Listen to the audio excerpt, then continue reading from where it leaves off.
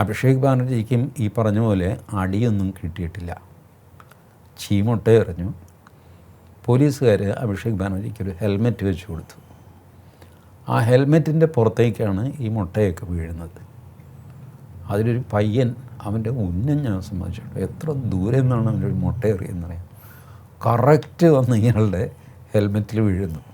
ഹെൽമെറ്റില്ലായിരുന്നെങ്കിൽ തലയിൽ തന്നെ കൊള്ളും അത്. അത്ര ജനരോഷം. പക്ഷേ അപ്പോഴും അയാൾക്ക് പരിക്കൊന്നും പറ്റുന്നില്ല.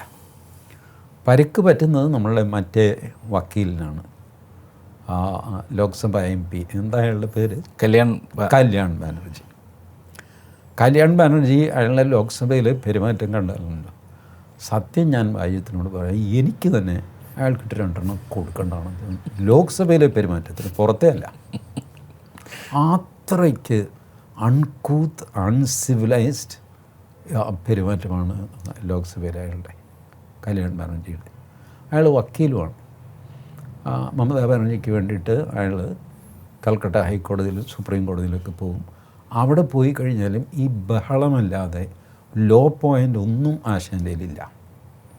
പുള്ളി സീനിയർ വക്കീലാണ് സുപ്രീം കോടതിയിൽ എന്ന് അവകാശപ്പെടുന്നു, എനിക്കറിയില്ല. ബട്ട് പുള്ളി കോടതിയിലും പൊളിറ്റിക്കൽ പോയിൻറ്റ്സാണ് പറയുന്നത്. BJP സർക്കാർ അങ്ങനെ ചെയ്തു, ഇലക്ഷൻ കമ്മീഷൻ കള്ളത്തരമാണ് എന്നൊക്കെ പറഞ്ഞ്. ശരി, ഇലക്ഷൻ കമ്മീഷൻ കള്ളത്തരമാണെന്ന് പറഞ്ഞ് നിങ്ങളുടെ ഒരു ആരോപണമല്ലേ ആകുന്നുള്ളൂ. കോടതിയിൽ നിങ്ങൾ ആർഗ്യുമെൻറ്റ്സ് പറയണ്ടേ, അലിഗേഷൻസ് പറഞ്ഞിട്ട് കാര്യമില്ല.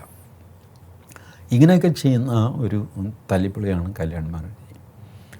അയാളുടെ തലയ്ക്ക് ആരോ അടിച്ചു എന്നാണ് പറയുന്നത്. എന്നിട്ടൊരു തോർത്ത് പോലത്തെ ഒരു തുണി വെച്ച് വേറൊരാളിങ്ങനെ പിടിച്ചിട്ടുണ്ട് അയാളുടെ തലയിൽ.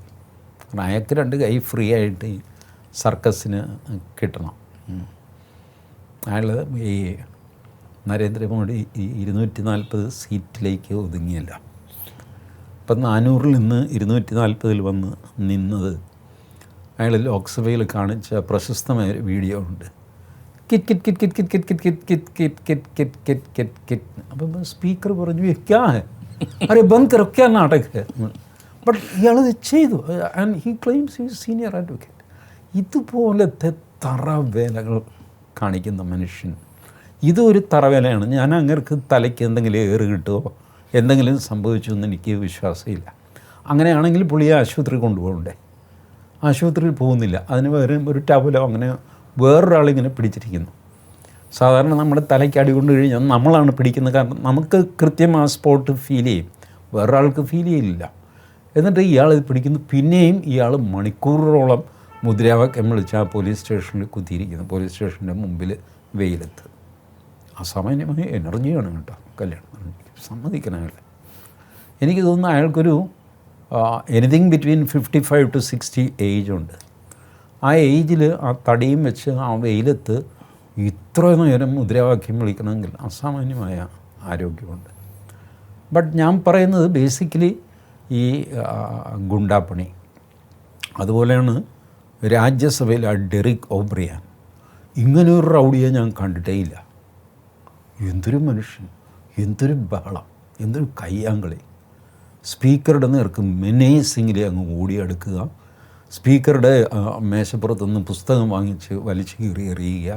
റൂൾ ബുക്ക്, ലോക്സഭയുടെ റൂൾ ബുക്ക് ഇയാൾ വലിച്ച് കീറിക്കഴിഞ്ഞാൽ എന്താ വേറെ കോപ്പി ഇല്ല അവിടെ. രാജ്യസഭ ലോക്സഭയ്ക്കൊക്കെ ചട്ടങ്ങളുണ്ടല്ല, ഈ ചട്ടത്തിൻ്റെ ബുക്ക് ഇയാൾ കീറി എറിയുന്നു. What does it mean? വേറെ കോപ്പിയില്ല അവിടെ. മാത്രമല്ല ഒരു രാജ്യസഭാ മെമ്പറുടെയൊക്കെ ഒരു ഡിഗ്നിറ്റി വേണ്ടേ ഇതിനൊക്കെ. ഇതൊക്കെയാണ് അവരുടെ പെരുമാറ്റം.